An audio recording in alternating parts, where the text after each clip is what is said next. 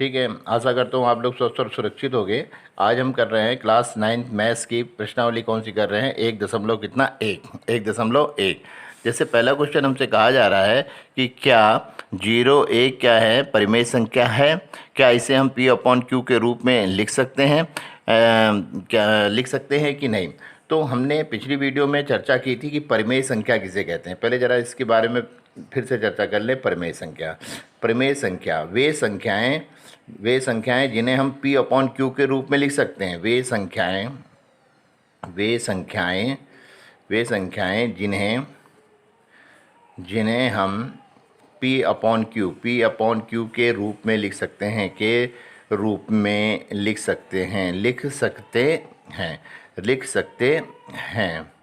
ठीक है, और जहाँ Q is not equal to 0 क्या होती हैं? परिमेय संख्या होती हैं। ध्यान से सुनना बच्चों, होती हैं। ठीक है, वे संख्याएं जिन्हें हम P अपॉन Q या साधारण भाषा में आप समझें कि इसे अंश और हर के रूप में लिख सकते हैं, तो वे हमारी क्या होती हैं? परिमेय संख्याएं होती हैं। अब जैसे क्वेश्चन नंबर 1 क्या कह रहा है? क्या शून्य या जिसे हम 0 कहते हैं एक परिमेय संख्या के रूप में इसे व्यक्त किया जा सकता है? तो हम कहेंगे हाँ, शून्य या 0 को हम परिमेय संख्या के रूप में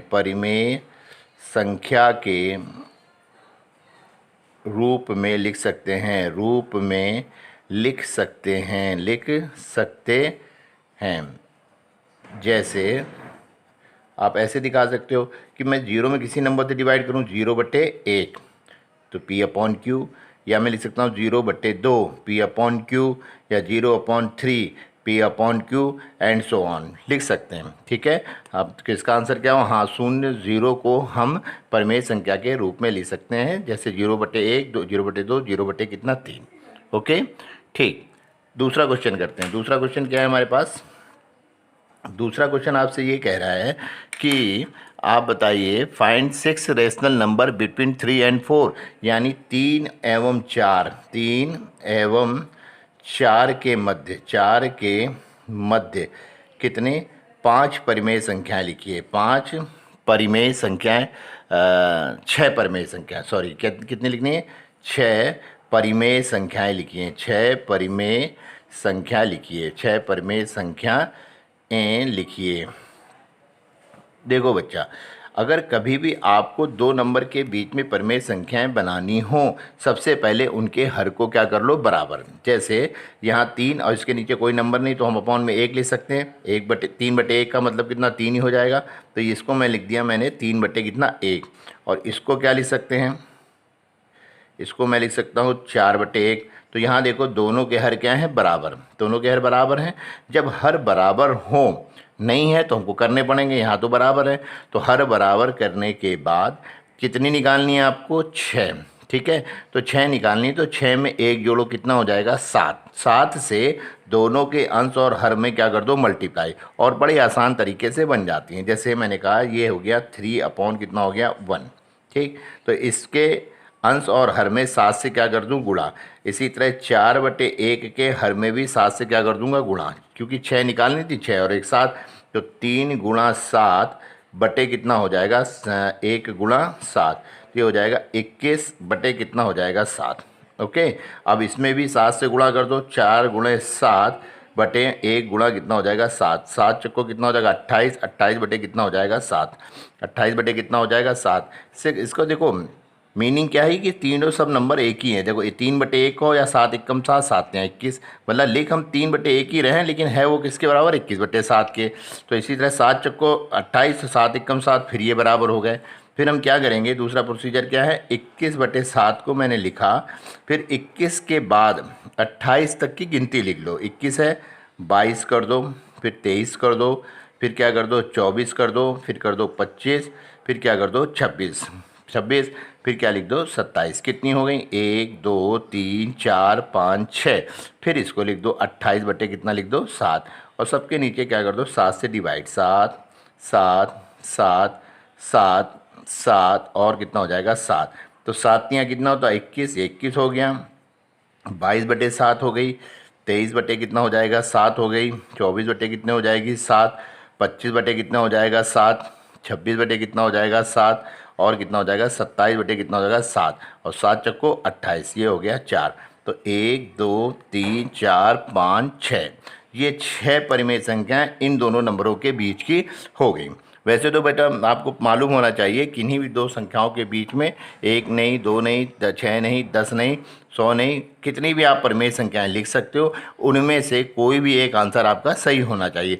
तो ये 6 हमारे पास क्या होगी, इनके बीच की परिमेय संख्याएं हैं। जरूरी नहीं कि आंसर शीट में यही 6 दी गई हों, ठीक है, लेकिन प्रोसीजर के हिसाब से सबसे बेस्ट तरीका यही है, आसान तरीके से। ठीक, ओके, होप करता हूँ आपको समझ में आया होगा। ठीक, हाँ चलिए, अब इसी से मिलता जुलता हम क्वेश्चन नंबर कौन सा करेंगे, थर्ड।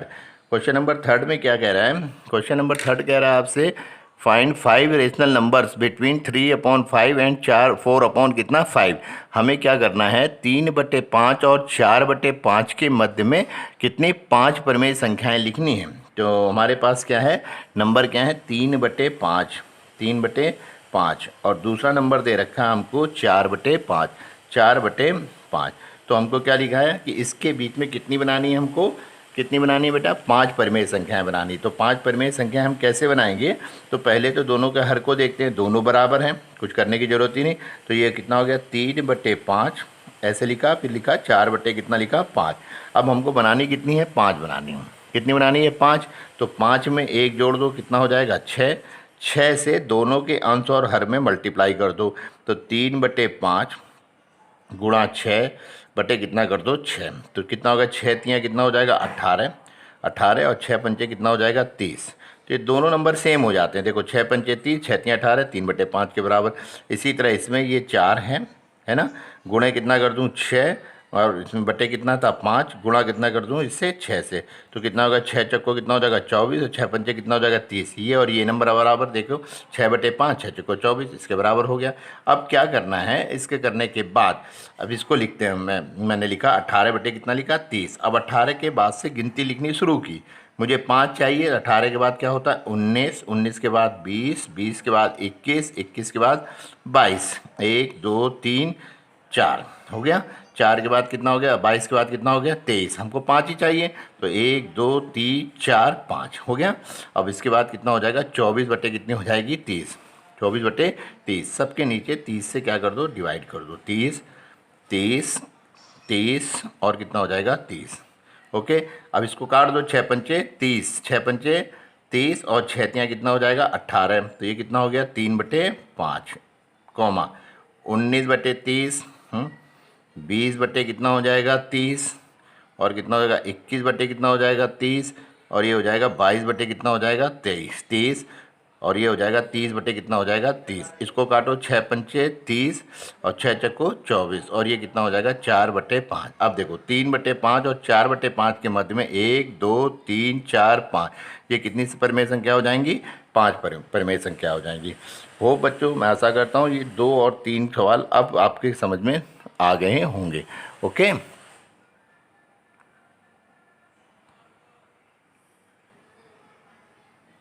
हेलो बच्चों, अब देखिए क्वेश्चन नंबर 3 में, फोर्थ में आपसे क्या कह रहा है कि नीचे दिए गए तीनों स्टेटमेंट आपके सही हैं या गलत। हमें ट्रू और फॉल्स में आंसर देना है, ठीक है, लेकिन हम लोग लॉजिकली समझ के आंसर देंगे। तो पहला क्वेश्चन इसका क्या था, पहला क्वेश्चन है आपका, पहला क्वेश्चन आपका है, कह रहा है कि every natural number is a whole number, यानी कि प्रत्येक प्राकृतिक संख्याएं पूर्ण संख्याएं होती हैं। तो ये ट्रू है या फॉल्स। तो ये क्वेश्चन कह रहा है कि प्रत्येक प्रत्येक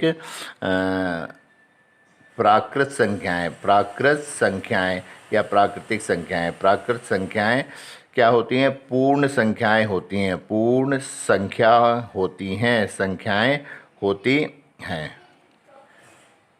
प्रत्येक प्राकृत संख्याएं पूर्ण संख्याएं होती हैं। तो आप इसका आंसर क्या दोगे, ट्रू में दोगे। क्या दोगे, ट्रू, कि ये सही है। तो आप किसका आंसर दोगे, ट्रू आंसर दोगे, ठीक है। ओके, तो बच्चों इसका आंसर क्या दोगे? ट्रू दोगे। आप अपनी कॉपी में तो ऐसे ही लिखना, प्रत्येक प्राकृतिक संख्या पूर्ण संख्या होती है, आगे क्या लिख देना? ट्रू।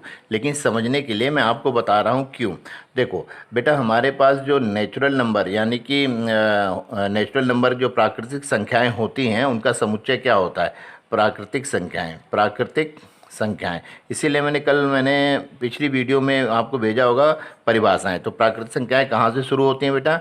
1, 2, 3, 4, 5, ये सभी प्राकृतिक संख्याएं हो गई।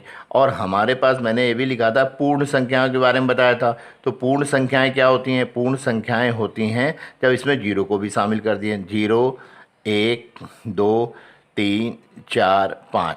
ठीक है। अब ये कह रहा है प्रत्येक प्राकृतिक संख्याओं को हम पूर्ण संख्याएं कह सकते हैं, यानी कि पूर्ण संख्याएं होती हैं। क्यों नहीं होगी? देखिए, ये पूर्ण संख्याएं में के अंदर ये सभी की सभी जितनी भी संख्याएं आ रही हैं, ये सभी क्या है हमारे पास? प्राकृतिक संख्याएं हैं। क्या है? प्राकृतिक संख्याएं। इसलिए हम कहेंगे कि प्रत्येक प्राकृतिक संख्याएं पूर्ण संख्याएं होती हैं। ट्रू। तो आप कॉपी में सिर्फ इस तरह से आंसर देना, ये आपके समझाने के लिए है। ओके, ध्यान से क्यों होती हैं। ठीक, ये हो गया। अब क्वेश्चन नंबर 2, इसी का सेकेंड।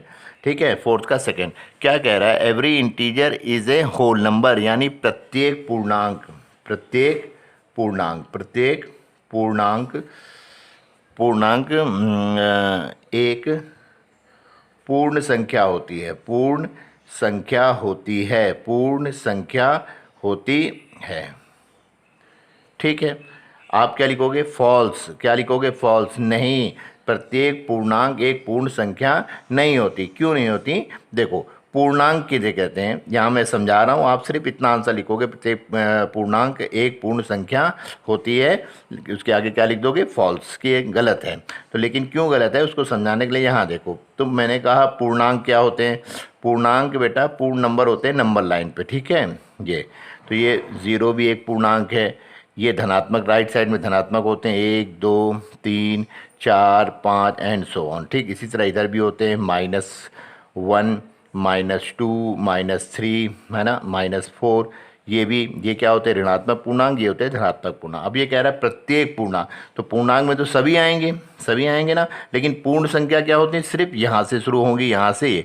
तो हम कहेंगे कि नहीं, कि यानी कि प्रत्येक पूर्णांक क्या है? पूर्ण संख्या नहीं होती, क्योंकि ऋणात्मक पूर्णांक इस पूर्ण संख्या के अंदर नहीं आता, इसके अंदर नहीं आता। इसलिए हम कहेंगे कि ये क्या है? फॉल्स। अगर ऐसा होता कि होल नंबर के अंदर ये भी आ जाते तो मैं कहता कि सभी क्या है? प्रत्येक पूर्णांक एक पूर्ण संख्या होती हैं। लेकिन ये वाले पूर्णांक तो इसके अंदर आ ही नहीं रहे हैं, क्योंकि पूर्ण संख्या, हमारे पास पूर्ण संख्या है तो ये होती है ना, 0, 1, 2, 3, 4, 5, 6, तो ये यहाँ से होती हैं पूर्ण संख्याएं। इसके अंदर क्या ये ऋणात्मक पूर्णांक आ रहे हैं? नहीं आ रहे हैं। इसलिए ये क्या हो जाता है? आंसर क्या हो जाता है? फॉल्स हो जाता है। ठीक है। फिर अगला क्वेश्चन क्या कह रहा है? इसका फोर्थ का थर्ड क्वेश्चन कह रहा है every rational number is a whole number, same चीज में। अब ये कह रहा है फोर्थ का थर्ड कि प्रत्येक क्या? प्रत्येक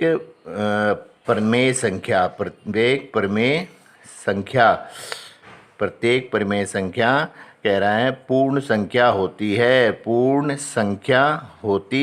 आप अपनी कॉपी में इतना ही आंसर दोगे। आप इसको भी क्या लिखोगे? फॉल्स। जैसे ऊपर वाला फॉल्स हुआ वैसे ये वाला भी होगा। ठीक, आप इतना लिखोगे आंसर में और इतना लिखोगे। कैसे होता है मैं आपको समझाऊं। ठीक है, तो आप क्या लिखोगे इसमें? फॉल्स। प्रत्येक परिमेय संख्या पूर्ण संख्या होती है, आप लिखोगे फॉल्स। क्यों होती है? देखो, आपके पास फिर वही क्वेश्चन आ गया। हमारे पास ये हो गई, हमारे पास नंबर लाइन बनाई हमने, ये 0 हो गया, ठीक है, 1 हो गया, 2 हो गया, 3 हो गया, 4 हो गया, 5 हो गया एंड सो ऑन, है ना, 6। ठीक, कितने भी लिख सकते हो इन्फिनाइट तक। ठीक है। अब यहाँ से हमारे पास ये तो होल नंबर हो गए, और इधर क्या हो गया? -1 हो गया, -2 हो गया, -3 हो गया, -4 हो गया। तो ये जो ऋणात्मक वाले हैं ये नंबर इसके अंदर नहीं आ रहे हैं। ये सभी के सभी क्या है? एक परिमेय संख्या भी हैं। जैसे इसको मैं -1 को लिख सकता हूँ -1/1, -2/1, -3/1, -4 कितना 1। क्या ये इसके अंदर आ रहे हैं? नहीं आ रहे हैं। तो इसका मतलब ये जो हैं हमारे क्या हैं? होल नंबर नहीं है। तो इसलिए हम लोग कहते हैं प्रत्येक परिमेय संख्या पूर्ण संख्या होती हैं, जो क्वेश्चन दिया है वो क्या होगा, फॉल्स होगा। तो हमको यहाँ आंसर क्या होना चाहिए था, प्रत्येक परिमेय संख्या पूर्ण संख्या नहीं होती। ओके, होप बच्चों आपको मैं आशा करता हूँ कि ये एक्सरसाइज समझ में आई होगी। आगे मैं और अच्छी तरह से वीडियो में बना करके और एक्सरसाइज को समझाने की कोशिश करूँगा। आपसे मैं एक हेल्प चाहता हूँ, अगर किसी क्वेश्चन में प्रॉब्लम आ रही है तो मेरे व्हाट्सएप नंबर 99359935620621 पर मुझसे कांटेक्ट करके आप अपनी समस्या का समाधान कर सकते हैं। Thank you very much.